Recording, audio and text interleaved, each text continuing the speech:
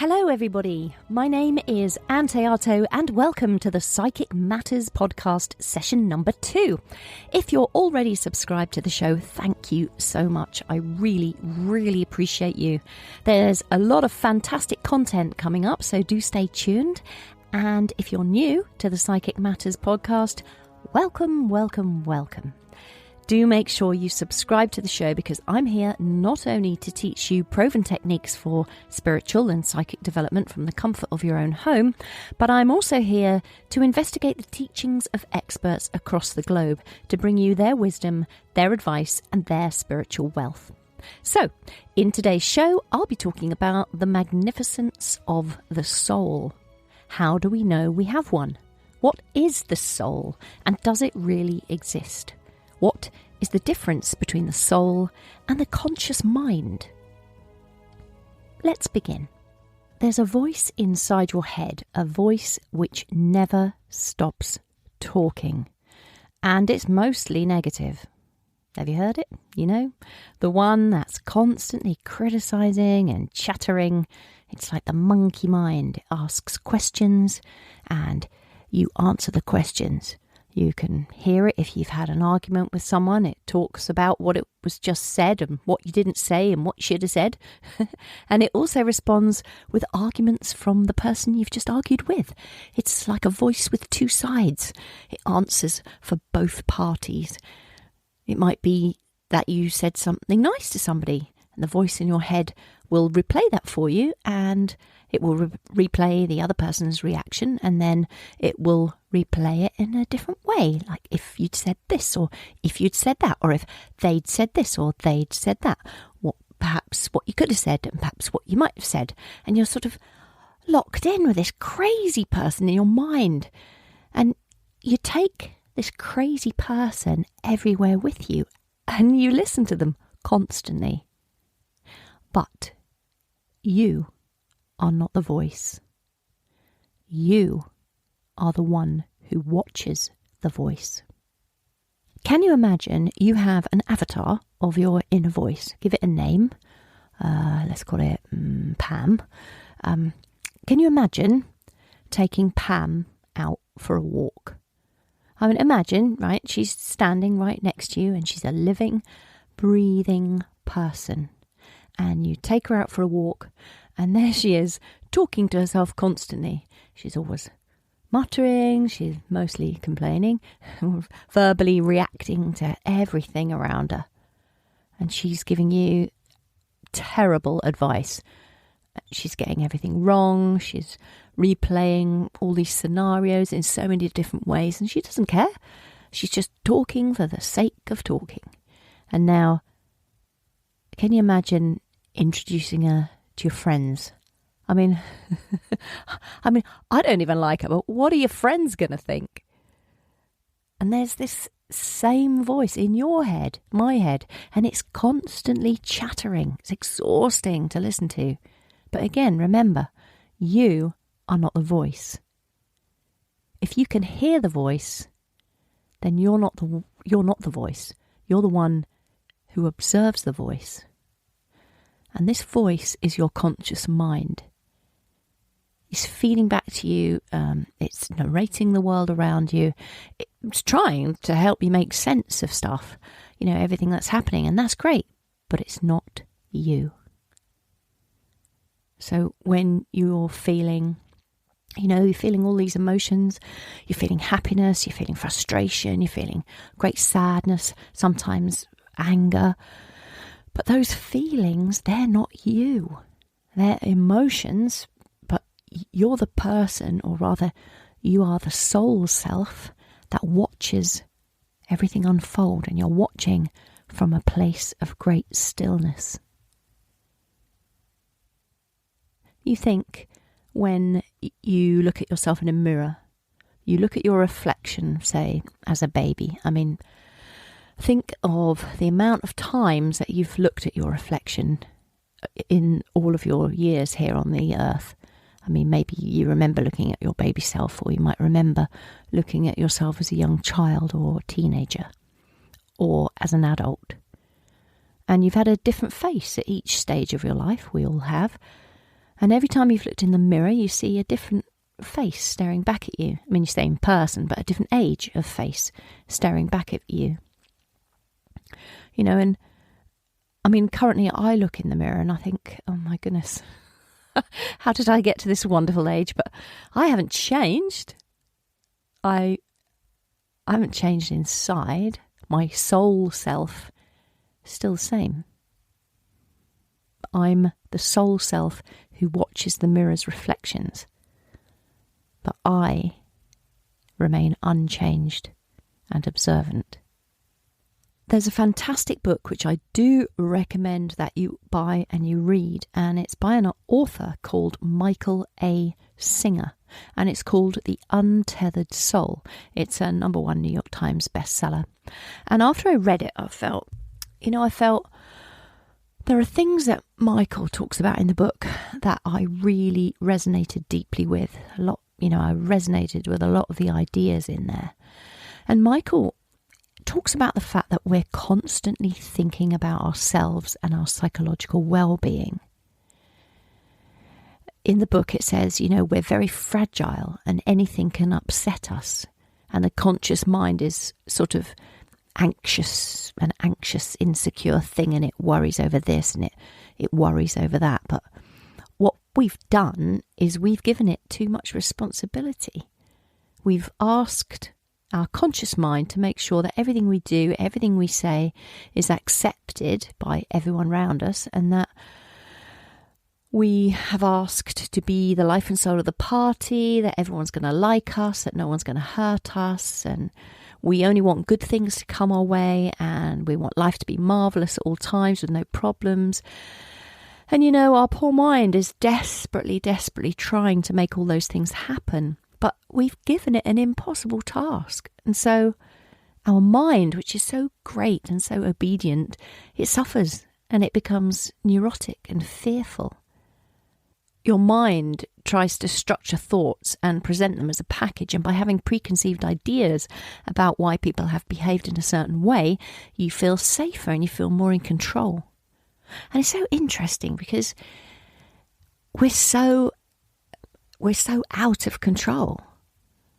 We can't control the outside world. It's just not possible. But what we can control, what is within our control, is how we react to the outside world. Our soul is an energetic body. It's the part of us that knows who we truly are, and it's the part of us that loves us unconditionally. It loves and adores us. It's the part that always sees the good and the true within us. Our soul is the stillness within. It's the part of us that remains untouched by the outside world. And it's the part of us that is as old as time. It's the part of us that never dies. Once we're finished here in the physical world, our soul will leave the physical body and will return to the spirit world. And it's interesting because if you've been brought up in a religious family, or if you've turned to religion later in your lifetime, we are encouraged to pray and connect, but we don't really understand, we don't fully appreciate, I suppose, that we can communicate with our own soul, and that communication with our own soul, our own intuitive knowing, our own knowledge is either not recognised or it's not encouraged. And we always seem to have to be praying to somebody else. And what is prayer? Prayer is just focused thought and focused attention. So we're always focusing on the external rather than the internal. So I think that we can find ourselves moving away from our soul's calling. And when we move away from our soul's calling, we become restless and we become unfulfilled, and we find life is really challenging and very difficult, and we sort of intuitively know that there's something more, but we can't put our finger on just what it is, and we just know that life is hard. And so quite often we can turn to alcohol, or we'll turn to drugs, or we'll turn to extreme behaviour or risky behaviour just to try and touch a place within ourselves where we don't care about the physical world. We can leave that behind and touch some part of ourselves that is so much more, or we just want to escape from the physical world. But our soul is filled with infinite creative possibilities to manifest itself.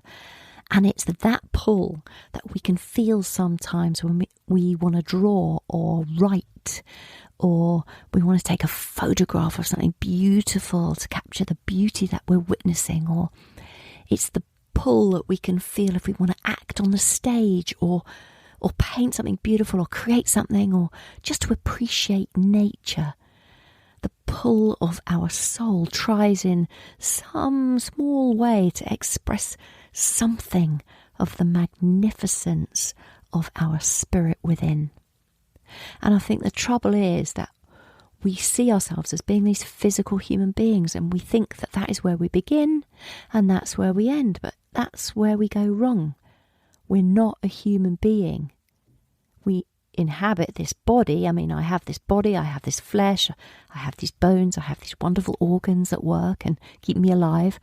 But my true self, my soul self, is where I reside. And when I die, I go back to being my soul self in its fullest capacity. Part of it is here in the physical world, and part of it resides in the spirit world. See, the soul is capable of looking at your human life from a higher perspective.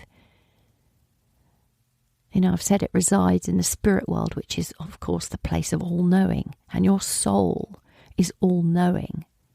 It knows everything there is to know. And it's capable of giving you incredible information and assistance. It knows everything you need. It's your true guide. So if you sit with a psychic or a medium or an intuitive, they will be tuning into your soul self in order to read your soul self. So they tune into their soul self rather, and then they will be reading your soul self. So the person that is reading for you and your soul self know everything there is to know. And, you know, as a medium or a psychic, I know that I can pick up this information and I can give it to the human being who's sitting in front of me. But actually, I want to tell you something. Nobody needs to go to a medium and nobody needs to go to a psychic. We have all the answers inside of ourselves all the time. We have our own intuition. And, you know, you can always get in contact with that at any time. And I'll teach you how to do that through techniques and exercises that I'll unfold as this podcast goes forward. Things that you can try out for yourselves at home. But, you know, for now, just know that you are a soul being and you are very, very unique and individual. So we're all different. We have very different soul gifts that we bring here. And I mean, just imagine all of us listening to this podcast right now, if we were all to sing a song and we all sang the same notes, it's going to be a beautiful song. It'll sound beautiful and powerful. But if we each sing a song and we sing our own individual harmony, everyone will be singing a different melody. And if we combine all of the melodies with each other and we all cooperate and we work effectively together, we can create the most majestic choir of voices. And that is what life is like, and that is what life should be like. Everyone, each one of us has our own unique soul's purpose. And we have to follow our own unique soul's purpose. And that's what makes the beautiful world. And that's why we can appreciate the beauty in another soul's talents, another soul's skills or gifts. But it's only possible if everyone, including you, the listener, steps into your own unique power, your own unique melody, and sing that. There's no point in singing somebody else's melody, doing the same as somebody else. Because by stepping into your own unique soul self and living your soul's true purpose, that is what is going to bring you true fulfillment. And that's what's going to balance the world and balance all the other souls. We need you to sing your song. We need you to step into your own power. So, how do we do that? Life is so busy. How can we sing our own melody? We're busy people. We're stuck in jobs we don't like. We're in relationships that we find difficult sometimes. We're in a set of circumstances that we're stuck in. There are things that hold us back all the time. There's jobs and family and children and partners and elderly parents and rent that needs to be paid. And, we have to ask ourselves, how can we use our own unique gifts when there's so much that stands in the way of them?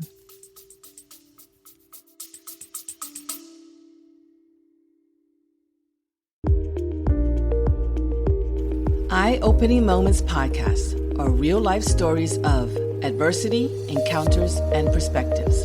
They are moments that can lift your spirits, give you some food for thought, or move you. For the introspective mind that likes to reflect, discover, and find solutions or meaning in a complex life, listen to Eye-Opening Moments podcasts.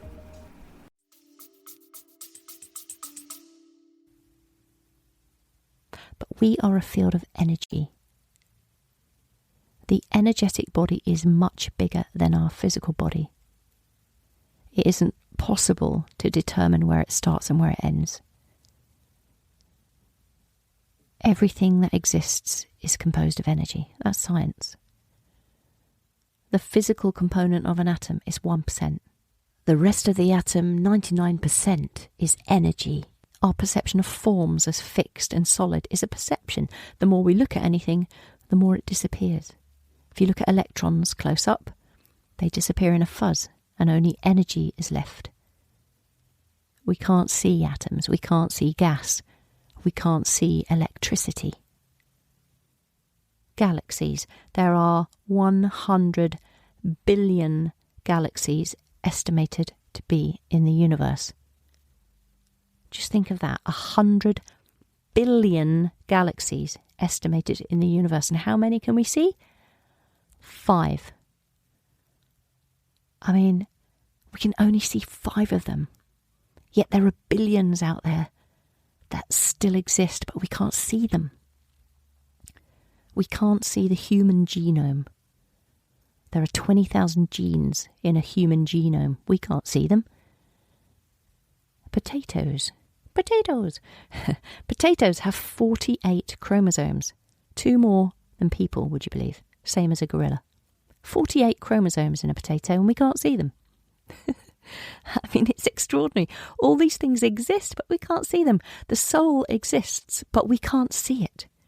We can feel it. We can get to know it. We can understand who we truly are, but we can't see somebody else's soul. We can feel it, but we can't see it. We communicate with soul using our energetic body, which is a feeling sense, and it's a pull that comes almost from the solar plexus or the sacral chakra. It's a kind of pulling connection that helps you to connect with another soul. So everything in the universe is made up of energy, and it's all vibrating at different frequencies. There are things that exist that we can't see, but it doesn't mean they don't exist. So, say for instance, once upon a time, we all thought the world was flat, but actually it is round. But for hundreds of years, mankind didn't know that. We thought it was flat and we were happy with the explanation that it was flat. Once we knew it was round, we were happy with the explanation that actually it's round. And it shakes our worldview at its very foundations to think that we could affect someone at a distance with our thoughts, or that we can use our hands to send healing energy to someone we care about in the same room, or someone on the other side of the room, or someone on the other side of the world. And these kind of ideas are running counter to many of society's fundamental beliefs, but it doesn't mean that they're not true or they don't exist. And I really hope that science catches up soon. We are much more than just our bodies, just our physical selves, just matter. We are energy as well, and that's been proven by science.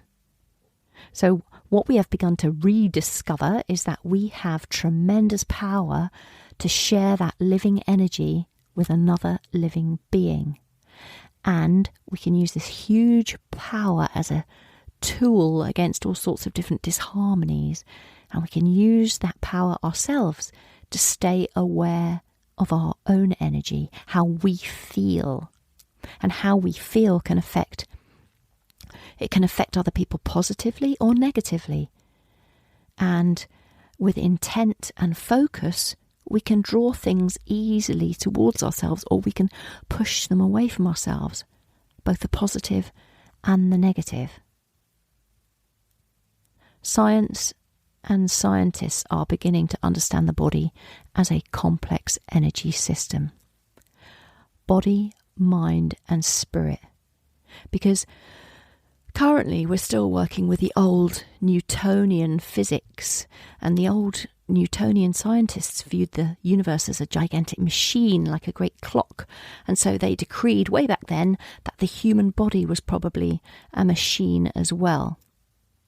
But now we're integrating that with the mind-body-spirit connection, and we're beginning to understand how important that is. We know that the cells of our bodies are fed by various nutrients. We get them from the food that we eat, as well as the oxygen from the air that we breathe. But our cells are fed also by a continuous stream of life force energy. And the thoughts that we have, thoughts are things. Where attention goes, energy flows. And we're so engrossed in the physical world, we only think of ourselves as a physical being. But our physical packaging is so fleeting. This human body that we inhabit is very fleeting. Our soul is what has been around forever. And it's our soul that once it's finished living here inside this body, it will go on to the spirit world. So what is inside of us is an energetic and infinite being, older than time. We are an energy of great intelligence, and you come with this intelligent energy to try and learn and to try and do something important. That is the energetic core of you. And once you understand that you're an energetic being and you came here to create good things in the world and to influence people in certain ways and to express the magnificence of your soul within and beauty and love, then your life becomes reconnected with your soul purpose. So you may have heard of chakras, energy systems within the body. There's hundreds of chakras in the energetic field of a human body, but we usually speak about 7 main chakras. Chakras, tomato, tomato, scone or scone. Anyway, I say chakra. But chakras are transformers of subtle energy. And so we need to allow energy to flow around our physical body and our energetic body uninterrupted. Here's something interesting I learned, that each chakra within us interacts with other people's chakras, and the chakras of people interact to create society's unique chakra system. And society's unique chakra system relates to the chakra system of other cultures and societies. And the chakras of different cultures meet and form the Earth's chakra system, which we live in. And this energy vibrates within the evolutionary chakra system of our time. And as more people in our society balance their chakras, society will change. And as society changes, it will create a new resonance with other societies and nations it meets. And eventually, the peace we all desire will prevail in our world. But peace, world peace, it's a lofty goal. I can only imagine it is quite some time away. Aeons, we might think. So what can we do now? There are many, many things we can do to change the way that we walk in this world for the better. But how? How do we follow our soul's purpose? Quite often, as we walk here on the earth plane, we choose our life path out of fear, disguised as practicality. There's a British writer, Sydney Smith, and he wrote that a great deal of talent is lost to the world for want of a little courage. And another writer, George Lois, wrote a book, very good book, do read it, Damn Good Advice. It's a brilliant book. And he says in that book, a talented but meek personality can never join the pantheon of the greats because timidity leads to mediocrity. Fear of the fray results in a great deal of talent lost to the world. The courage to create only superb work through thick and thin and fight to protect it at all costs is not generated in the head, it comes from your very heart and soul. We have infinite power. Everything you need is inside of yourself. You're perfect as you are. Our ego gets in the way. Our ego is just something that we do. We try to add to ourselves to be a little bit better than we are. But we don't need to add anything to ourselves to be better. We're perfect. We are perfect soul beings. Spiritual life, it doesn't happen only in church or a temple or a religious house. You can bring spirituality into everyday life. Consider what is at the centre of your soul's calling, because not taking any action on that is absolutely exhausting and it's making you miserable. Something I tell my children as they've been growing up is this wonderful quote by a young man called Tony Gaskins. And he said, if you don't live your dreams, someone will hire you to make theirs come true. And so I've always encouraged my children to go and do whatever it was that called them. I didn't have that luxury with my parents. I had to go and get what they termed a proper job. I had to go and be a secretary. But what I really wanted to do was follow my soul's calling, which was to be an actor. That's what I really wanted to do. And it wasn't until my mid-20s that I followed my soul path. So it's very important that we don't live someone else's dream for us. My parents' dream for me was to wear a suit, put on some tights and some high heel shoes and go in and out of the city of London and do a nice little secretarial job. But that's not what I wanted to do. I wanted to tread the stage and wear costumes and put on makeup and be different people and express myself in this completely different way in the world. So it's really very, very important that we don't live someone else's dream for us. Krishna once said, you cannot be anyone you want to be. Your one and only shot at living a fulfilled life is being yourself, whoever that is. You have to be you. And some of us, we're lucky. We're born knowing what we want to do. I wasn't one of those people. I didn't know I wanted to be an actor from a young age. Actually, I think I did. I'll take that back. I did actually know what I wanted to be. But it was kind of beaten out of me from a young age. Not physically beaten, although that did sometimes occur. That's what being a child from 60s and 70s does for you. We all got a spank from time to time. But it took a while for me to get back on my path, my path of acting and following what I truly wanted to do. And I mentioned in the first episode of this podcast that I have 4 brothers and me, so there's 5 of us.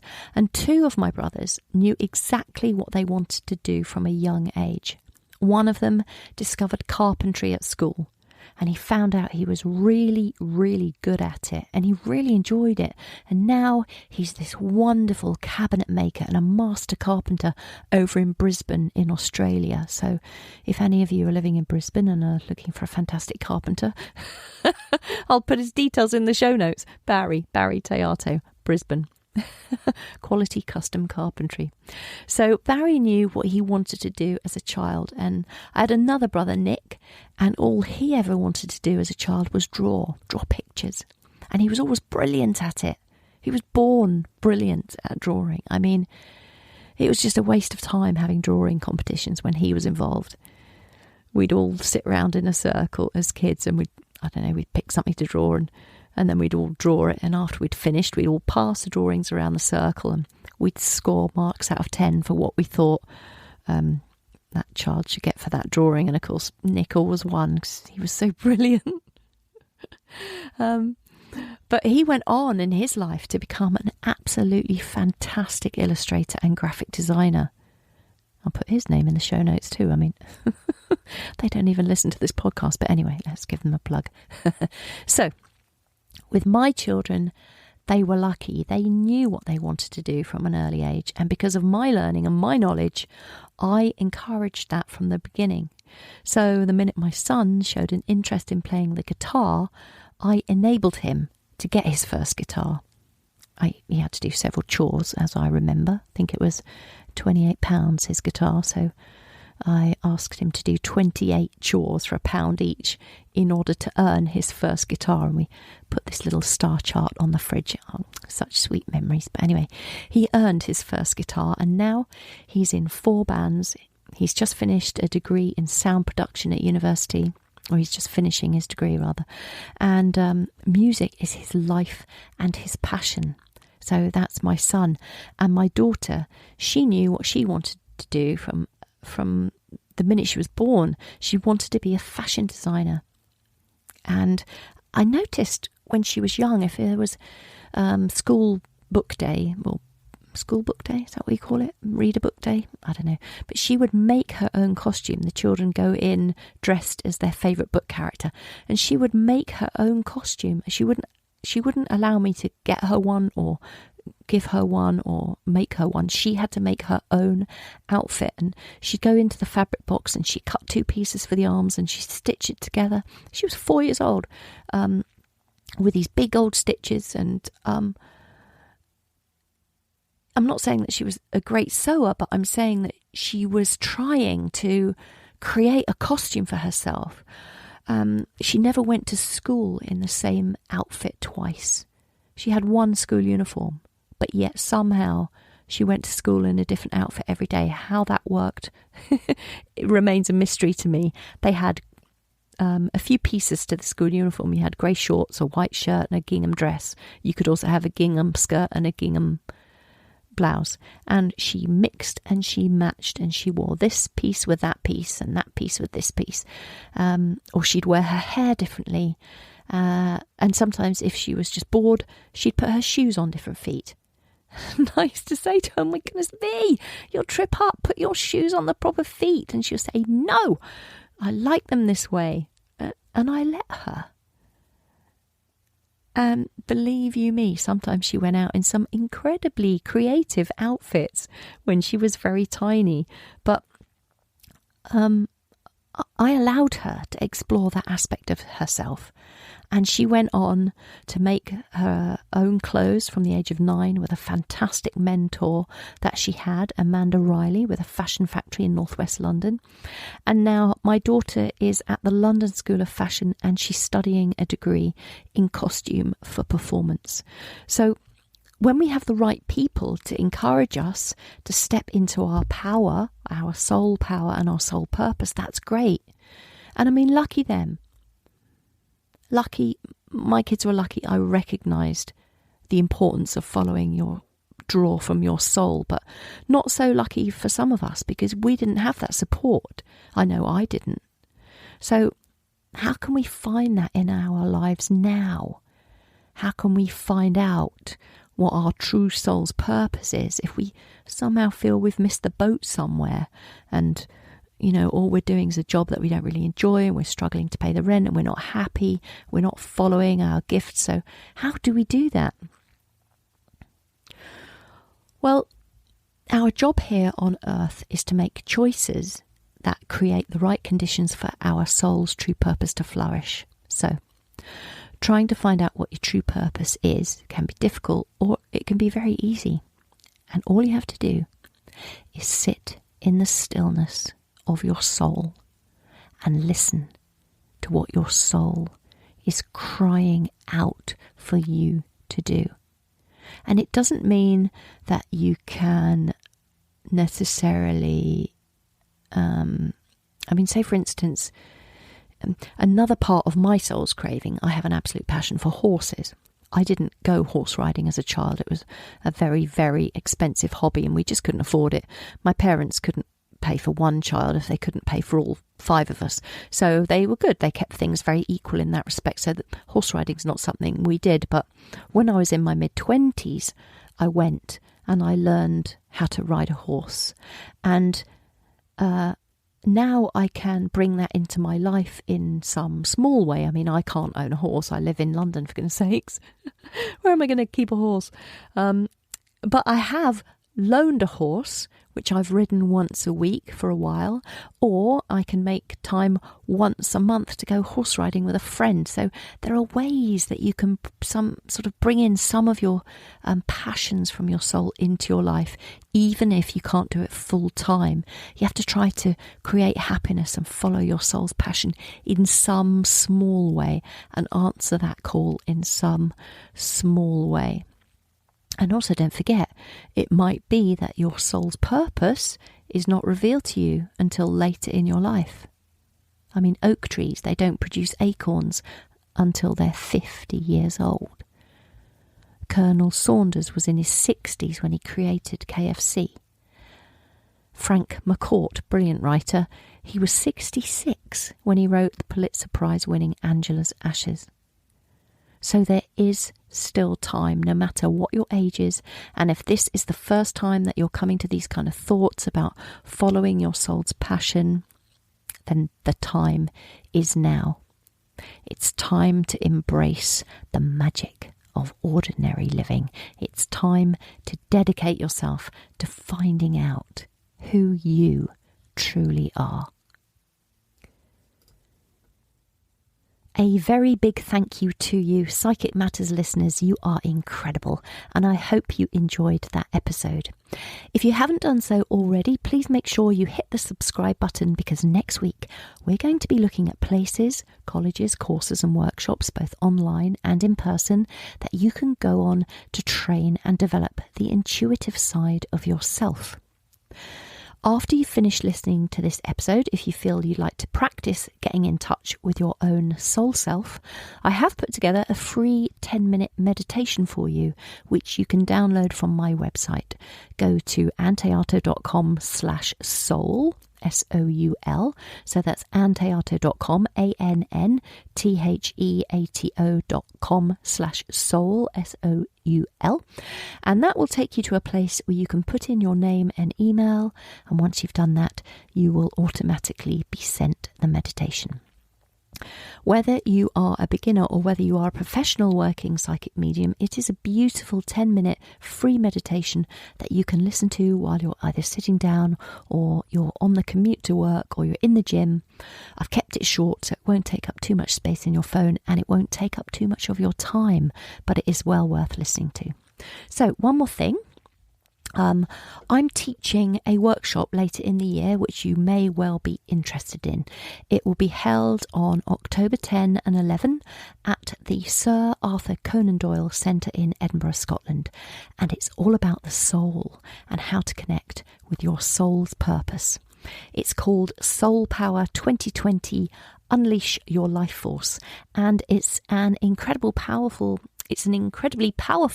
program of soul exploration. We use guided meditations and exercises and past life regression hypnosis to look at your soul's progression from 3 very unique perspectives. We look at your soul from your higher self, looking at your soul's unique gifts, skills and abilities and what you have brought with you to this lifetime. We look at your soul from the point of view of your spirit guides and how they can support, assist and help you to achieve your physical and spiritual goals. And we look at the soul from your soul's infinite knowing, exploring who you truly are in the spirit realm. I'm co-teaching with a fantastically talented colleague and very good friend from the USA, Julie Haynes. And Julie is a professional psychic medium and intuitive life coach. And in fact, this will be a return to the Sir Arthur Conan Doyle Centre for both of us, as we taught there last year. And we are absolutely honoured and very much looking forward to returning. Once again, it's being held on the weekend of October 10 and 11, so do head over to the Arthur Conan Doyle website where you'll find tickets on sale now, and we were almost sold out last year, so we're hoping that this year we will sell out, so do make sure that you book your tickets early. And links and details will be in the show notes, so if you're driving right now, you don't have a pen and paper, don't worry. Just go to my website, anntheato.com, head to podcasts, and you'll find the show notes there with all the relevant details and links. Lastly, please know that I'm here to help you out, so do let me know what you need help with. What would you like to know about? I would love your suggestions for any topics you want me to explore in this podcast, or if there's any particular person you'd like me to interview, just ask and I'll see if I can invite them onto the show. If you'd like to carry on the conversation with me and with each other, or let me know what you would like me to cover in this podcast, please do head over to Facebook and search for the Psychic Matters group page. Once more, my name is Ann Théato, and thank you for listening to Psychic Matters.